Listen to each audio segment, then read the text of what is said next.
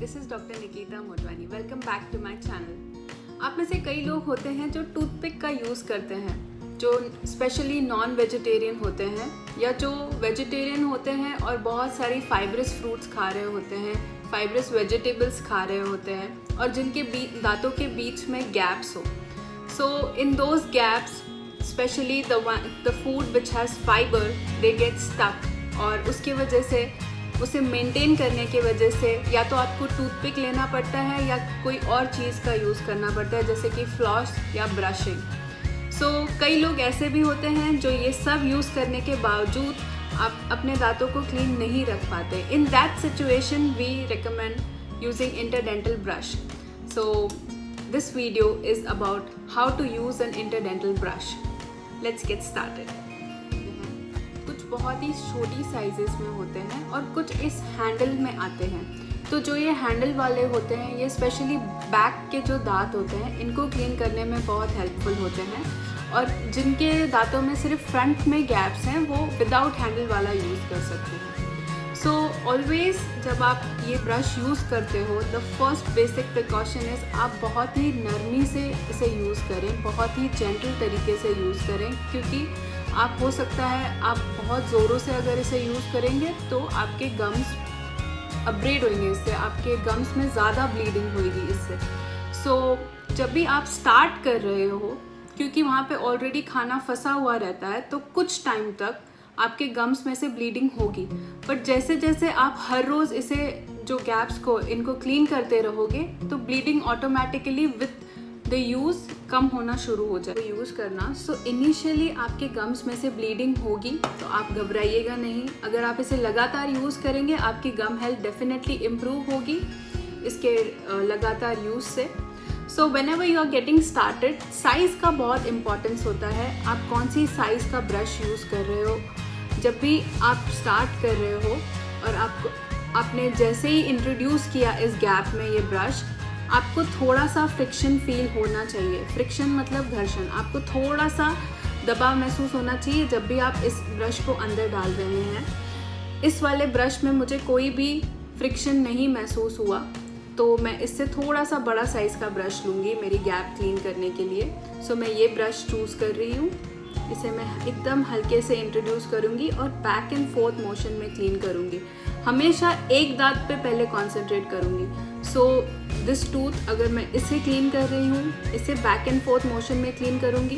पानी से इसे रिंस कर दूँगी, जो भी खाना इस पर अटका हुआ रहेगा उसे क्लीन कर दूँगी।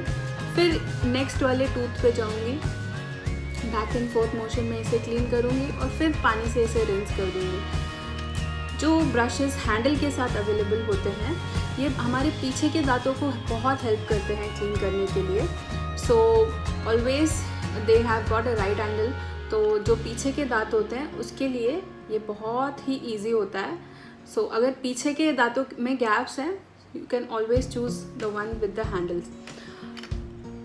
इसको हमेशा आप जब सारे गैप्स क्लीन हो जाते हैं, इसे पानी से अच्छे से धोइए और इसके ऊपर एक कैप आती है, वो कैप लगा के आप इसे यूज़ कर सकते हैं दोबारा। अब इसे डिस्कार्ड कब करना है, कब करेंगे, जैसे ही इसके ब्रिसल्स टेढ़े हो जाएं या ब्रिसल्स खुल जाएं या ये बेंड हो जाए बुरी तरीके से, तब आप इसे डिस्कार्ड कर दीजिए। इसकी लाइफ मोस्टली 1 to 2 वीक्स ही होती है। आप 2 वीक्स से ज़्यादा उसे यूज़ मत करिए।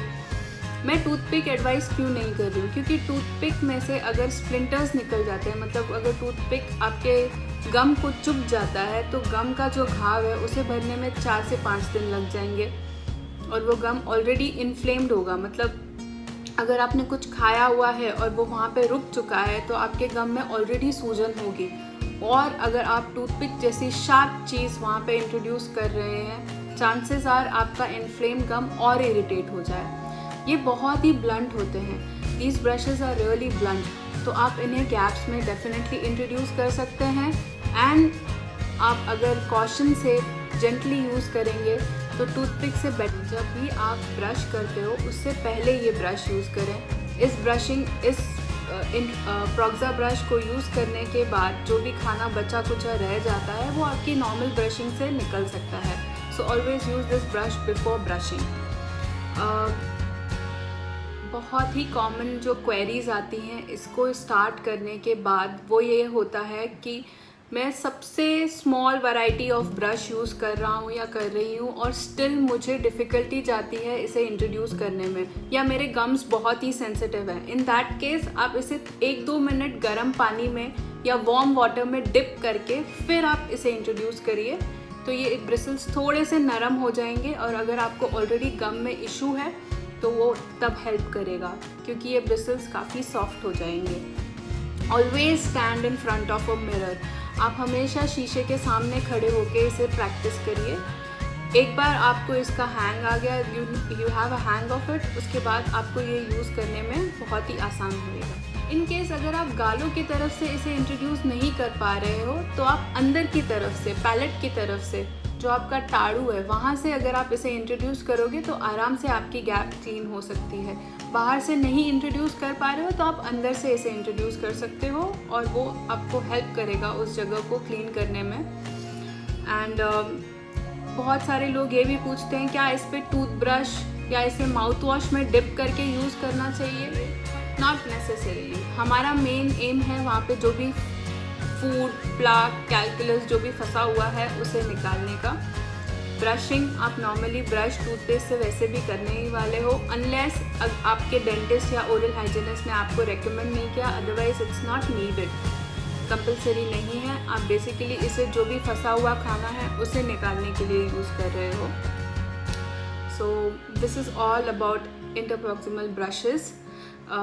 ये एक बहुत ही सेफ ऑप्शन है टूथपिक के जगह पे, एंड आपकी ओवरऑल गम की हेल्थ को इम्प्रूव करने के लिए ये बहुत कारगर साबित हो सकता है।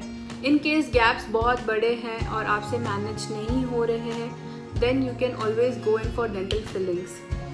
Y do these gaps happen and what you can do to avoid them, इसके ऊपर एक वीडियो जल्दी ही आ रहा है, so please stay tune. I hope this video helped. Thank you.